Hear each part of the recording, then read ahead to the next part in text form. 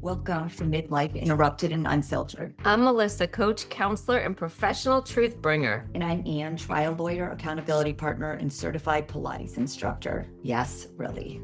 We're two East Coast women who met at kindergarten drop-off. And 15 years later, decided midlife needed a megaphone, not a mute button. So we're here to interrupt the negative narratives And sharing the unfiltered truth about reinvention, perimenopause, and everything in between. Let's go. Okay, so today we're talking about something that feels simple when you say it out loud, but it can be deeply emotional when you actually live it. And that is giving yourself permission to want more. More joy, more ease, more purpose, more time. More rest, more pleasure, more honesty, more support, more money, more creativity, more room to be fully yourself. And if you're already having a reaction to the phrase want more in quotes, just notice that, because for a lot of us, especially in midlife, those two words can bring up guilt almost instantly. Yes, there's this reflexive voice that says, well, shouldn't I just be grateful? Or who am I to want more? Or even, is that selfish? And we want to say right now at the beginning, wanting more doesn't make you selfish. It doesn't make you shallow. It does not make you disloyal to the life you've built. And it definitely does not make you ungrateful. It makes you honest. Exactly. Honest enough to admit that the life that fit may not fit right now, or maybe you need other things or want other things. And being honest enough to say that I spent years showing up, caring so much, being the one people can count on. And somewhere in the middle of all that, I lost touch with what I really want or desire. Or maybe you didn't lose touch with it, and maybe you just got really good at postponing it. Yeah, that too. So welcome to episode 17, the permission slip, giving yourself permission to want more. We will talk about why so many women wait for this one, right? Why does midlife become the moment that this gets louder?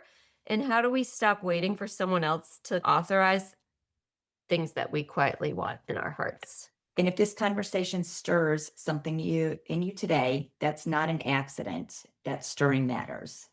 So, what does wanting more really mean? Let's define that when we say more, because people hear the word and sometimes we assume bigger, louder, more impressive, right?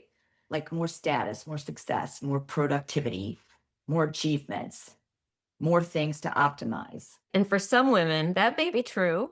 Maybe the more is a bigger vision for your work. Maybe it's finally starting that business. Maybe it's going back to school or getting a certification. Maybe it's writing that book or asking for that promotion or building that financial independence. But for a lot of women, especially in midlife, more actually means something quieter, more peace, more space, more time to hear yourself think, more energy at the end of the day, more relationships that feel mutually beneficial, and more laughter and more truth. Sometimes more is actually about less performing, proving, less carrying everyone's emotional weight, less overriding your body, less saying yes when you want to say no, less shape shifting into whatever version of yourself makes life easier for somebody else. And that's a big one. I love that sometimes more is really about less. So many women have spent decades becoming fluent in adaptation. You learn how to be what's needed. You become efficient, generous, dependable.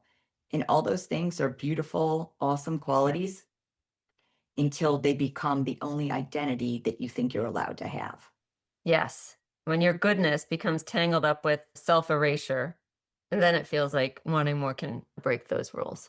Yeah, and that's why this topic lands so deeply in midlife.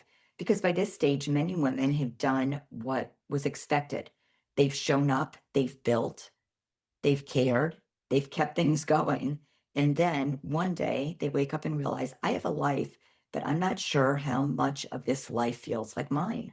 And that realization can be really disorienting for yourself, because from the outside, things may look fine, even good, but internally you're feeling restless or flat or tight or dull. Maybe you can't even name it at first, and maybe it just comes out as irritability or exhaustion or tears running down your face that you can't explain, or some recurring fantasy of disappearing for a month and not having to answer to anyone. Or a night, like we talked about in the last podcast. This fantasy is actually often less about escape and more just about space to hear your own thoughts that are your own desires. And hearing those desires without all that noise. So when we say, quote, want more, close quote, what we mean is this: you're allowed to acknowledge the part of you that wants a deeper, truer, more life giving experience in your own life. Not a perfect life, not a glamorous, fancy life, just a truer life. Let's talk about why this is so hard for women in midlife. That's not happening in a vacuum. Many of us have spent years or decades in these roles that we've talked about that just require constant responsiveness, birthdays, remembering them, scheduling doctor's appointments, the one who absorbs maybe the tension or has to smooth things over. Be the emotional air traffic controller. Exactly. And when you've been this person for so long, it can become very difficult to separate your worth from your usefulness. You start believing, often unconsciously, that your value is how much you can hold, how much you can do, and how much you can anticipate, and how little you need, how easy it is to be around you because you're so flexible. Which means that if you suddenly have needs or desires or standards, it can feel like a betrayal of that role that you've always been praised for playing. And praise is powerful. We were rewarded a lot of times in our lives for being mature, responsible, low maintenance, and it becomes part of your identity. So then midlife comes along and something shifts. Maybe your body changes, or maybe your kids are older, gone. Maybe your marriage changes. Maybe your parents need you more. Maybe your work no longer excites you. Maybe there's grief in something. And maybe you add perimenopause or menopause into those layers, and everything becomes pretty truthful. And the old ways of coping maybe don't work anymore. And you can't stop overriding yourself the way you used to. Let's be honest, your body won't let you, right? Your spirit won't let you. And for sure, our nervous system won't let us. That's for sure. And that's one of the hidden gifts of midlife, that even though it doesn't always feel like a gift at first, your tolerance for self betrayal begins to shrink. Yes, what you once could maybe rationalize, now you just feel it in your bones, in your gut. That draining friendship, that unequal relationship, the work that deadens you, the overpacked calendar, the silence around what you really need. And I think a lot of women mistakenly interpret that shift as something going wrong. When maybe it's really actually going right. Yeah. And that's such an important reframe. The restlessness isn't always dysfunction, sometimes it's discernment. It's awakening, right? So let's talk about how we can choose gratitude, right, and longing. Maybe that'll help us live longer. I think one of the biggest inner conflicts I hear from women around this topic is the tension between I'm so thankful for what I have, gratitude, but yet I want more. The idea that if you admit you want more, it somehow cancels out your appreciation of what you already have. But that's such a false choice, right? You can deeply love your family and still want more room for yourself. You can appreciate where your career has gone and still know you might have outgrown it. You can still be thankful for the stability in life, but still crave some spontaneous adventure. Yeah. And you can be grateful and you can grieve some of those things that no longer serve you both at the same time. Grateful for what life has given you so far, but grieving some of those parts of yourself that are sidelined and still wanting more. So that's the part we don't talk about enough. Midlife often brings a kind of inventory. You begin to notice not just what you've built, but what it cost, the opportunities you might have postponed, the parts of your personality that you might have muted, the dreams that you put under the later category, and the needs that you convinced yourself that you shouldn't have or taught yourself not to have. It's like this awareness, and we rush and shut it down with gratitude. I have so much, I shouldn't complain. But longing isn't complaining. And sometimes longing and identifying what you're longing for is actually information. It's like your inner gut, your inner life trying to get your attention. And if you ignore that for long enough, then it often turns into resentment or depression, numbness, or a persistent sense that you're living slightly off center and not in alignment. Absolutely. So maybe the invitation here is not to ask, am I grateful enough? But maybe it's, what truth is my longing trying to tell me? What is this telling me? Yeah, what's that longing feeling trying to tell you? And that question alone can open a door. So let's talk about why we keep waiting for a permission slip to identify what we might be longing for. Let's get straight to the heart of it. Why do so many wait for permission? Because permission feels safer than agency. Say that again. Permission feels safer than agency. If someone else authorizes you and what you want or desire, then maybe you're not fully responsible for the disruption that your want causes. If a doctor tells me, okay, slow down, Melissa, then okay, I'm allowed to rest. If your boss offers you flexibility, then you're allowed to maybe work from home or have a different schedule. If your partner or spouse brings it up first, maybe then you're allowed to say you're unhappy. If maybe the kids leave home, then maybe you can finally focus on yourself. So often women wait until wanting more can be justified by a circumstance. Exactly. Burnout becomes permission to rest. Crisis becomes permission to change or loss. You can finally reevaluate, or illness becomes permission to stop overgiving or overdoing. And obviously, and we're not discounting those moments at all because they are real and they're valid. But what's heartbreaking is how many women feel they need to hit those walls before they're allowed to listen to themselves and maybe take steps towards getting something that they've been longing for. Yeah, as if because I want to isn't enough of a reason. But it is enough, right? It may not always make change simple, and it may not mean everybody's going to understand. But because you want it or because you want to do something, that's enough of a valid reason. Yeah, and I don't know about you, Ed, but I think many of us were taught that desire had to be earned, that you only get to ask for more if you've done enough or given enough or suffered enough or achieved enough or proven yourself beyond question. And then that finish line throughout your life always keeps moving further and further. Always, yes. This is the hard truth. The permission slip, it becomes this mythical thing.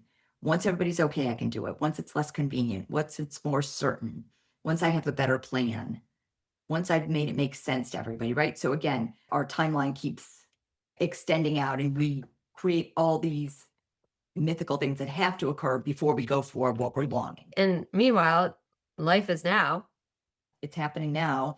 And this is the hard truth that no one is likely to arrive with an official letter addressed to you saying, congratulations, you now have met the requirements to stop settling. Now you can go for what you've been longing for. No one's going to come and formally release you. I'm sorry to tell you the truth.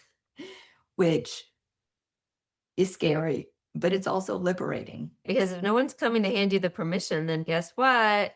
You get to write it yourself. That's right.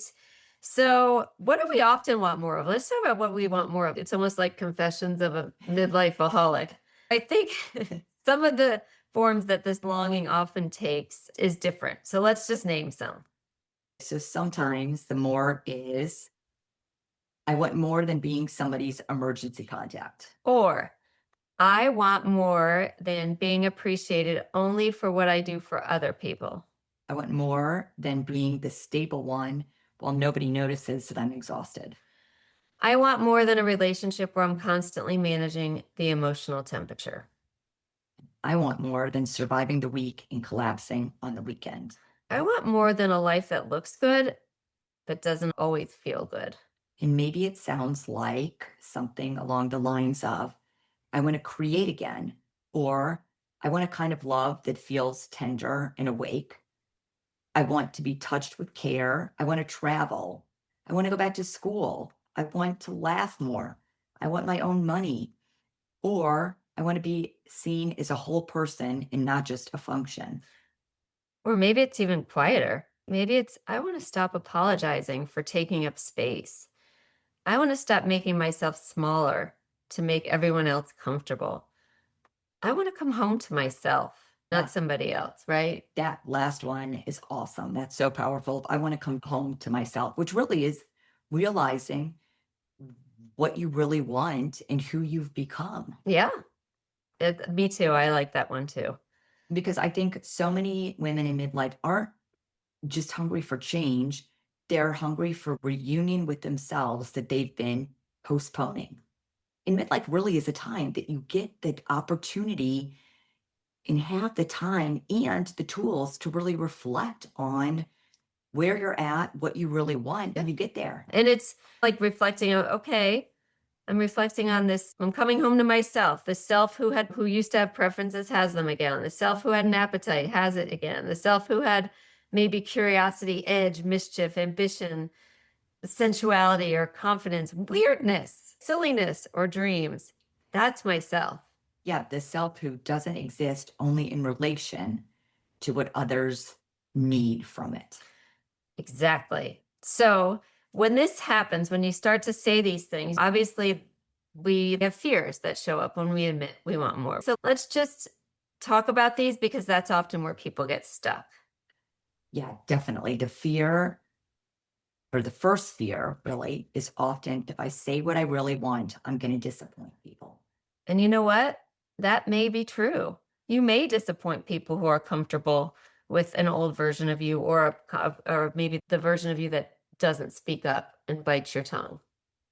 And there's also a fear of being misunderstood or looking selfish or difficult or ungrateful or reckless or the too old for change or you're too established for change or too privileged to be unhappy. Another huge one is uncertainty because you stop numbing your desires and you may not know exactly what comes next. You just know what's happening isn't working.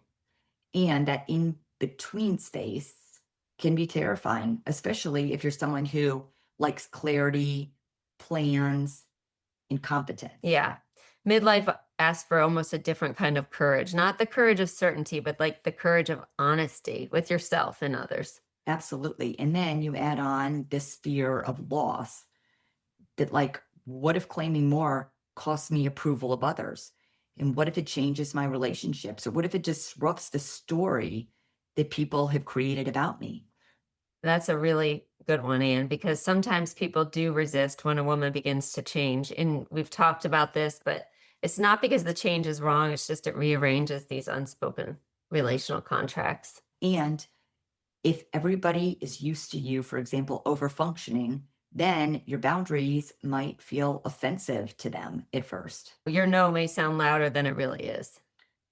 Yeah. And if everybody's used to you needing very little, then all of a sudden your needs may seem suddenly enormous, even when they're not enormous and completely reasonable. And this is where self trust is essential because if your whole life you've been shaped by other people's comfort and you're choosing yourself now, it's going to feel really unfamiliar. And unfamiliar does not mean wrong. Exactly. So now let's talk about that really.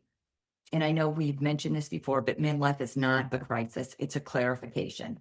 So I really want to sit with this for a minute because I think this reframe is really important and it really matters because we hear midlife crisis all the time. And especially for women, it can sound so dismissive. So midlife is not a crisis, it's a clarification. And remember, if you'll recall, the term was actually created by men of midlife crisis. So let's just say that. But it's almost like your dissatisfaction. It's just hormones, drama, and overreaction. It's instead of what? Wisdom. Yeah, wisdom. So what if midlife is not primarily a crisis and it's a clarification? And what if that season when the noise gets quieter and the truth gets louder? If it's the chapter where your body, your heart, and your spirit become less willing to collide with this life that doesn't necessarily honor who you are at home. And what if the restlessness is actually intelligence?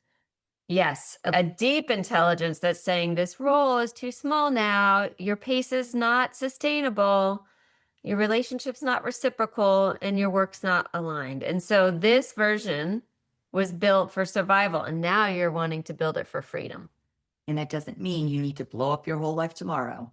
No, but it does mean you're being invited to a more honest relationship with yourself. And that invitation can feel tender because it often arrives after years of ignoring your own signals and signs. And you can feel scared because not everyone gets to this moment consciously, and a lot of people numb it forever.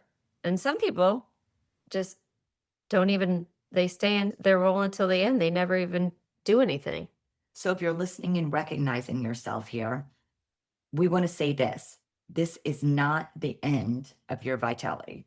This is not the age at which desires become embarrassing. And this is not the season where you should quietly disappear into service and accept whatever's left. This may be actually the first season where you're finally ready to live by what is true, not just what's expected. So let's do a composite story. Let's bring this down to earth with an example. Let's imagine a woman in her early 50s. She's built a life that looks really solid from the outside. She has people who love her. She's responsible. She's competent. People describe her as amazing, strong, and dependable. And she is all of those things. Yes, but inside she feels flat. She wakes up already tired. She feels oddly resentful at even the smallest request that she gets. She can't tell if she's depressed, burned out, bored, grieving, hormonal, or all of the above. She's the one everyone calls, the one who keeps the family calendar in her head, the one who's noticing what's missing before anybody else does, and the one who always remembers to care. But no one's really asking what she wants. And worse, she stopped asking herself. So, for example, maybe she used to paint and maybe she loved to travel and maybe she wanted to start something of her own. Maybe she wants or longed for more intimacy or more autonomy or more beauty. And maybe she simply wants one corner of her life that is not organized around need. And when those desires come up, she shuts them down. This is silly. I'm too old. It'd be too disruptive to my life. I should be thankful. This is just a phase. But that feeling doesn't go away. It keeps showing up in envy, in daydreams, in her irritability, in maybe we're crying in the car, and in an ache that she feels when she sees another woman being fully herself. Yeah. And then maybe one day, instead of dismissing it, she pauses and says, what if this feeling is not a problem? What if it's trying to tell me something? Yeah, what if it's a message? And that question changes the whole story. Because she's not trying to suppress the longing. She's actually listening to it. And that's the beginning of her permission slip. So let's talk about what the permission slip sounds. So let's actually give some words to it. If someone listening needed language for their own permission slip, what, Mel, might that sound like? Maybe it can sound like this. I'm allowed to want a life that feels more like mine. Or I'm allowed to outgrow roles that once fit me. Or I'm allowed to disappoint the version of myself that survived by being endlessly pleasing. And maybe it's I'm allowed to have needs without apologizing for them. Yeah. Or I'm allowed to want more joy, more rest, more money, more intimacy, more meaning, more beauty, more support. I am allowed to stop translating my desires into something acceptable before I admit them to myself. And you know what? I'm allowed to change my mind.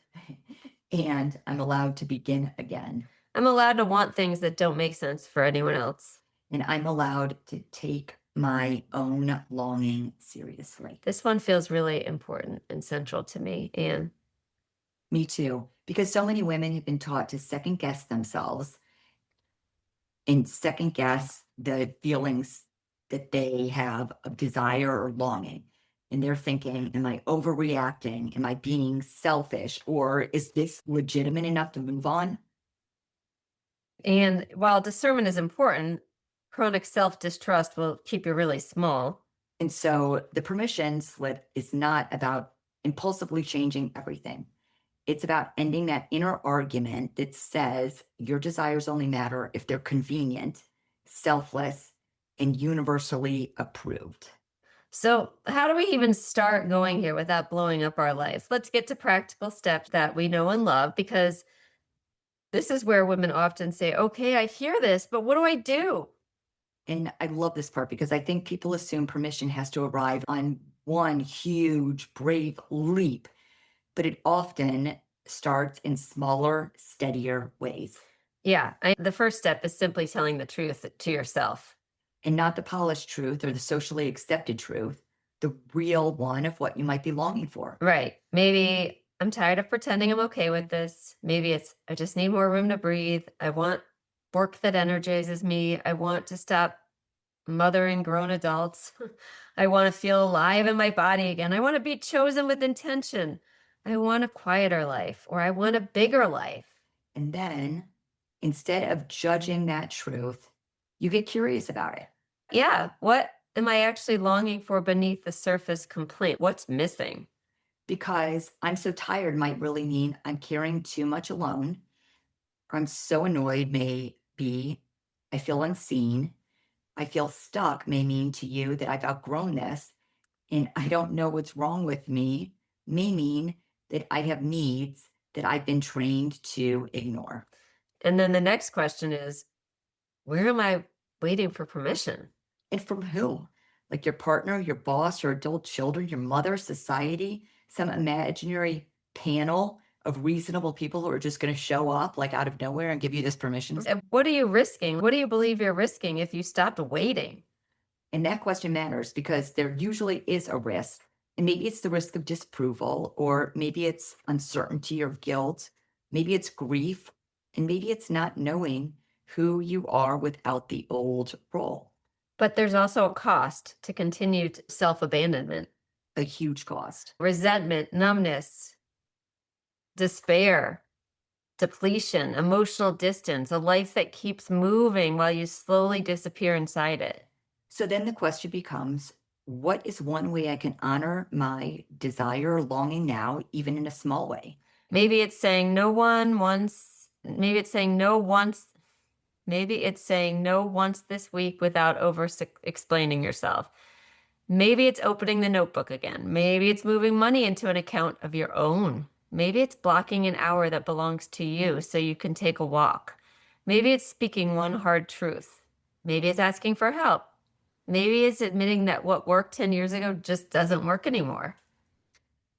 So small acts of self honoring are going to build self trust. And self trust is what makes bigger change possible later. Let's talk about selfishness versus self honoring.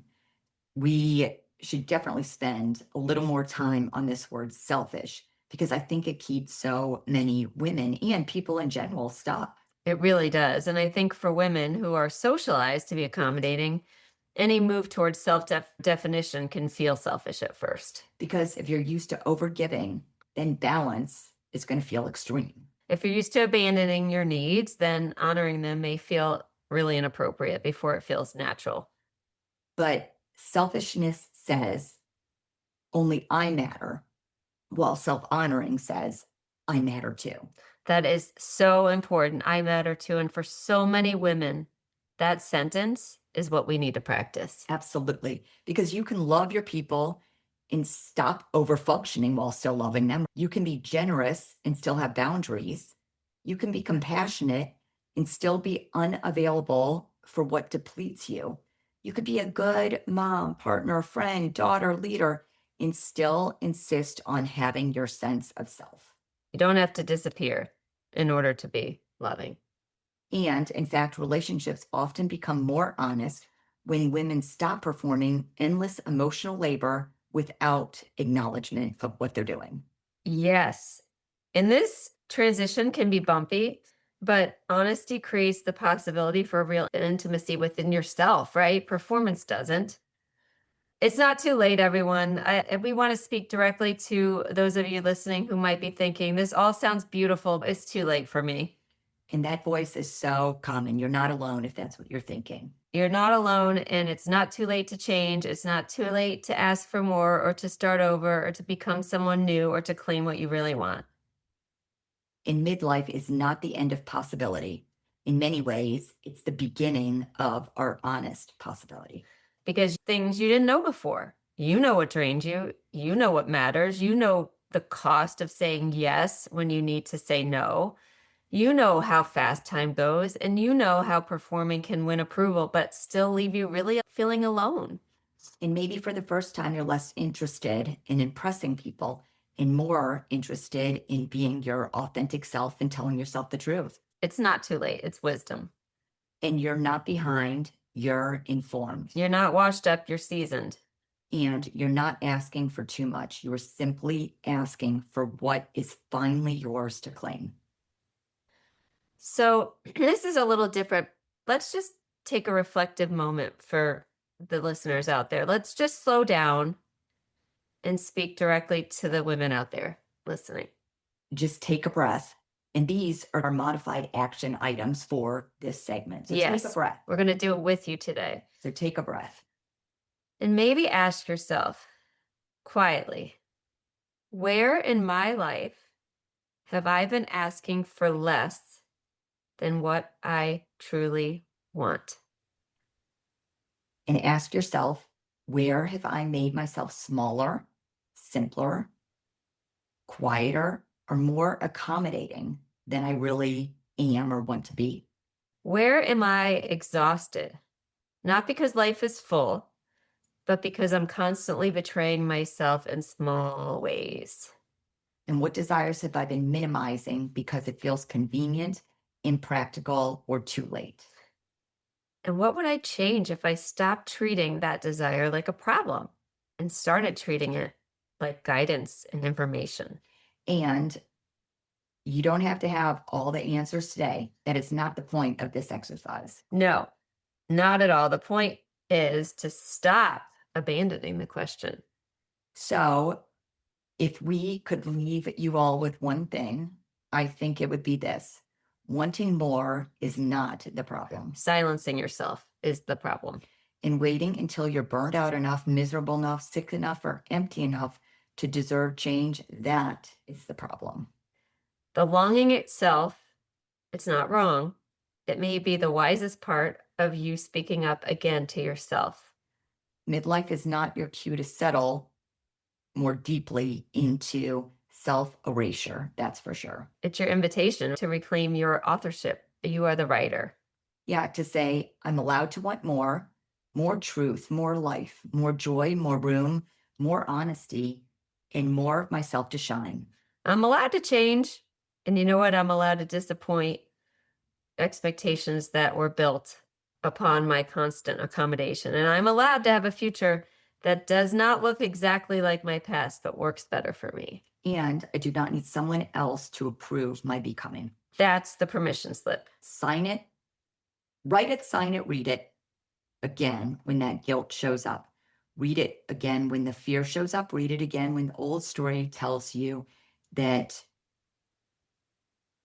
you need to be good in what others expect instead of true to yourself.